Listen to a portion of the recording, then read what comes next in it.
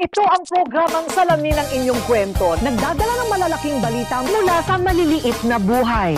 Ako si Corina. Ako si Corina. Ako si Corina. Ako si Corina. At ito ang Rated K. Handa na ba kayo? Handa na ba kayo? Handa na ba kayo? Handa na ba kayo?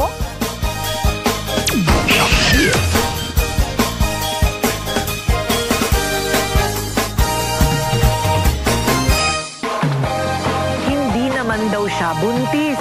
Pero nagulat na lamang si Mary Ann na unti-unting lumolobo ang kanyang tiyan. At kasabay pa nito ay ang paghina din ng kanyang buong katawan. 4 na taong ding nagdusa si Mary Ann sa kanyang kakaibang karamdaman. Pero nang dahil sa isang pinaniniwalaang milagro mula sa langit, isang araw ay umayos na lamang ang katawan ni Mary Ann. At sa araw ding yun, bagong buhay, here I come. Hindi ko akalaing mabubuhay pa ako muli.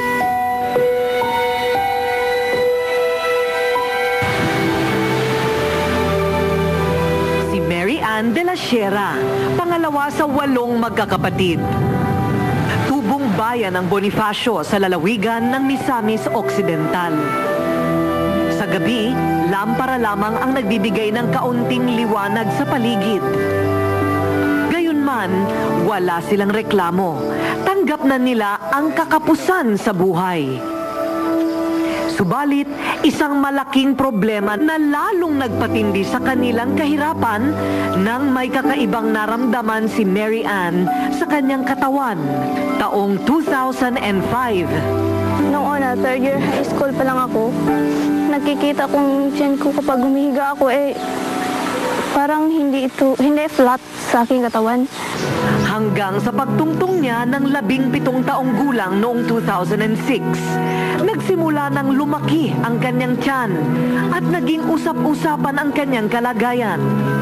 Ang sakit-sakit talaga kasi sinabihan nila ako na ako daw ay buntis. Ang sakit talaga. Isa akong dalaga.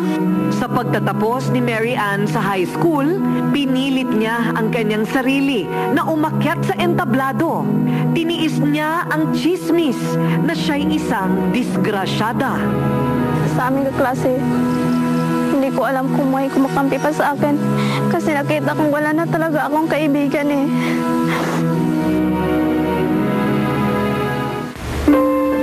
Gustuhin man niyang makapagkolehiyo, walang itutustos ang kanyang mga magulang.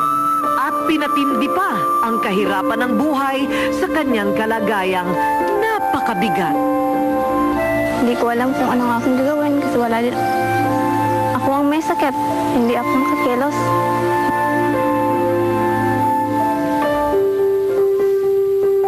At dahil sa matinding pangamba, nagpatingin na si Mary Ann sa pampublikong ospital ng Osamis City. At ang naging hatol, siya ay may malaking bukol sa kanyang obaryo. Kahit sinong babae ay pwedeng tubuan ng isang cyst. We don't know what would cause it. Probably some environmental factors, could be genetic factors, could be something within the body itself. This cell may have the potential to change in nature and to be able to grow in number and to grow at a fast rate and form into a mass or a cystic structure. Habang tumatagal, pabigat ng pabigat ang dinadala ni Mary Ann. Halos hindi na niya maihakbang ang kanyang mga paa.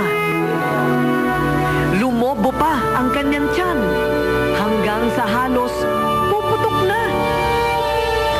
Hindi lubos maisip ni Mary Ann kung bakit siya nagkaroon ng malaking bukol sa kanyang obaryo. May tinatawag tayong serous tumors, no? Ang laman nito ay parang tubig. Nag-aaberya yung growth nila kaya nagkakaroon ng problema ang paglaki. Halos wala na kaming bigas. Halos hindi na kami makakain. Marami na kaming utang. Mistulang ang hulog ng langit ang pagkakaloob ng tulong ng ABS-CBN kay Mary Ann. Sa Vicente Soto Memorial Hospital sa Cebu, sumailalim sa pagsusuri hanggang sa dumating ang takdang araw ng kanyang operasyon, 19 ng Agosto taong 2009. Kuha tayo ng sample sa sa loob and then i-biopsy natin doon. So, depende sa result, doon malaman natin kung kunin lahat ng matres, yung fallopian tube, tsaka ovaries. This is a risky procedure. Hanggang sa magpasyang tanggalin na ng tuluyan ang kanyang kaliwang ovaryo na apektado ng tumor.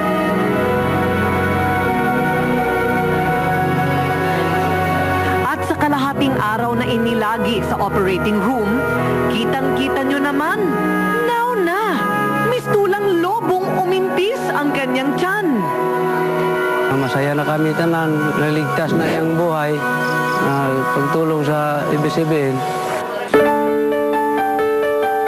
Nabuo naman ang mga panaginip ni Mary Ann sa kanyang bagong buhay.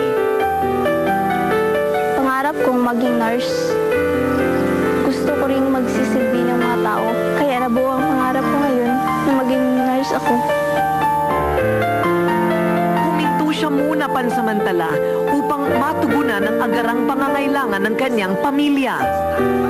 Itong botanical garden namin, kami talaga nag-supply ng mga flowers, mga landscaping materials. So gusto ko sana matrain siya dito sa gawain na ito.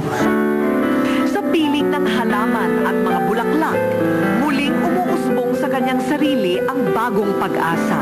Sa bagong buhay, hindi bukas, kundi now na.